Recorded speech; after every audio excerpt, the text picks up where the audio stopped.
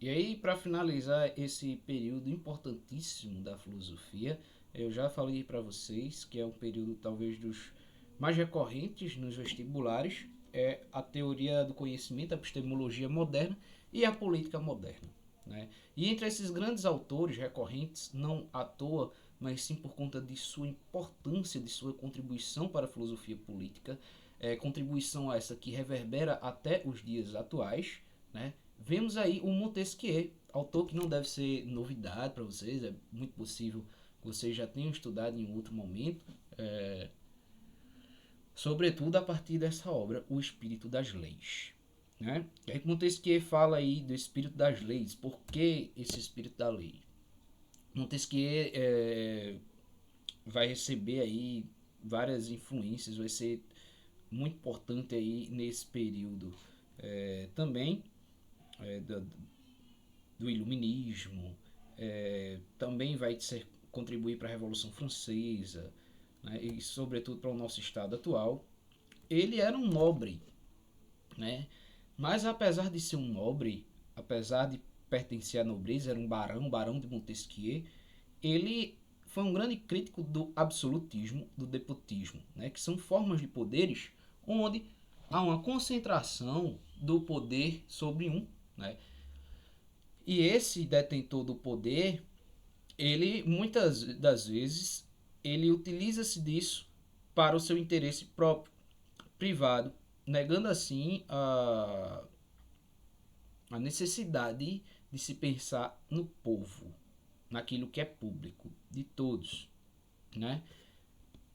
Transformando-se assim muitas vezes em regimes autoritários. Ele vai prezar muito, né, e vai ser uma característica, uma grande marca do seu pensamento, a questão do equilíbrio do poder, dessa divisão do poder político, sobretudo. Né?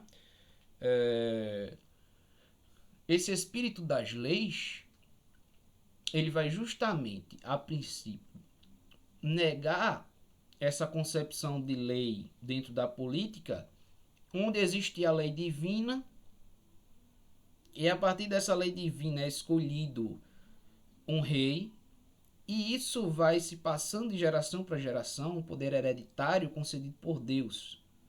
E aí os reis vão, né, recebendo aí essa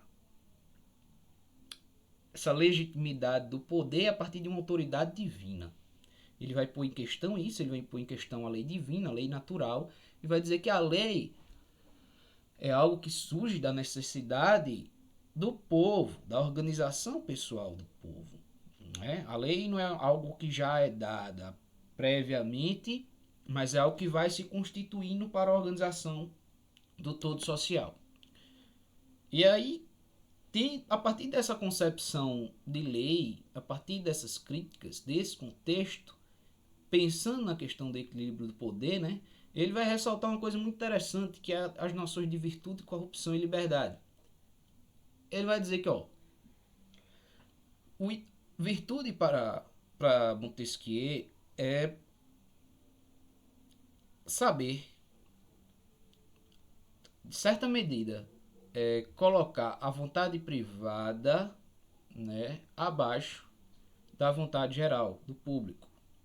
A necessidade e o desejo privado abaixo da necessidade e desejo do público. Por exemplo, imagine que você é um político, né, e aí tendo que exercer algum projeto, executar algum projeto, você pode pensar, você pode ter o seu benefício próprio e o do povo.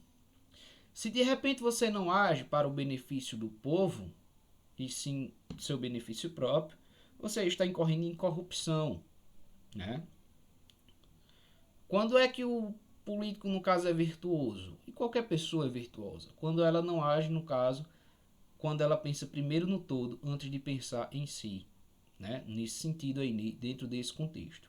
E nós temos a liberdade para isso. É um dos perigos que ele vai dizer que corre uma democracia, que apesar de ser a princípio bom, mas há uma liberdade muito grande. E o que é que acontece com essa liberdade?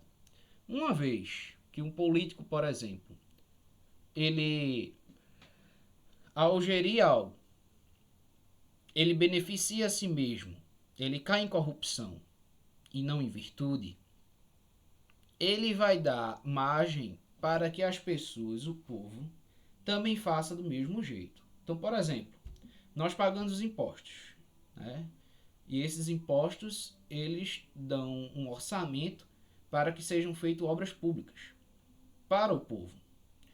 Quando há um desvio desse dinheiro para o próprio político, então ele correu em corrupção. Ao ele fazer isso, ó, ele vai dar margem para o povo pensar como: eu estou pagando meu imposto para o cara agir para o povo, mas ele está agindo para ele mesmo.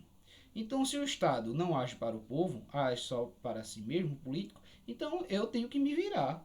Eu vou parar de pagar os meus impostos e vou pensar só em mim também.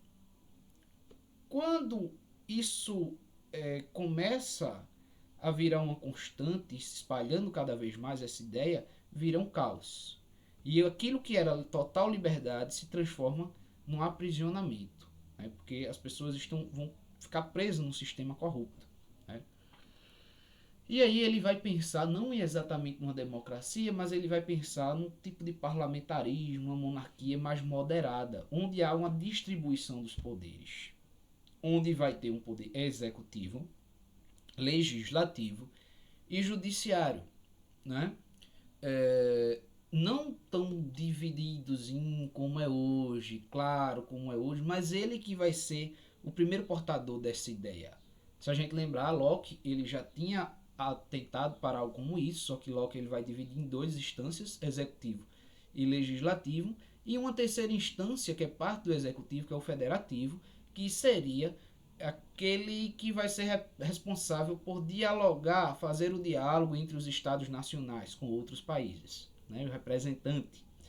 No entanto, Montesquieu ele vai ser o cara que dá as bases para a democracia, a república no estilo que a gente tem hoje, onde há um poder executivo, legislativo e judiciário, hoje cada um com a sua autonomia, independência e agindo em conjunto para o benefício do todo.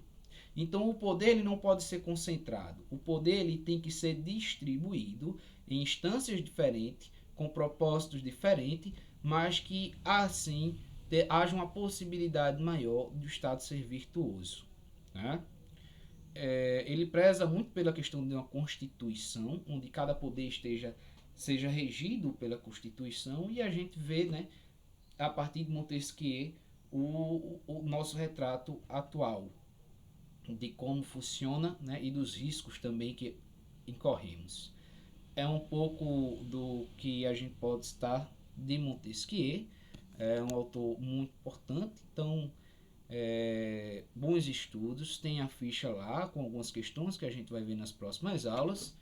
Esse período da filosofia política a gente encerra agora com Montesquieu, mas nas próximas aulas a gente vai ver a ética kantiana, que aí tem implicações políticas também, a gente vai ver como é importante dentro desse contexto, né? E mais para frente a gente vai ver essa política do fim da modernidade e na contemporaneidade. Mas é um assuntos muito importantes, muito recorrentes nos vestibulares, espero ter contribuído e qualquer dúvida estou à disposição.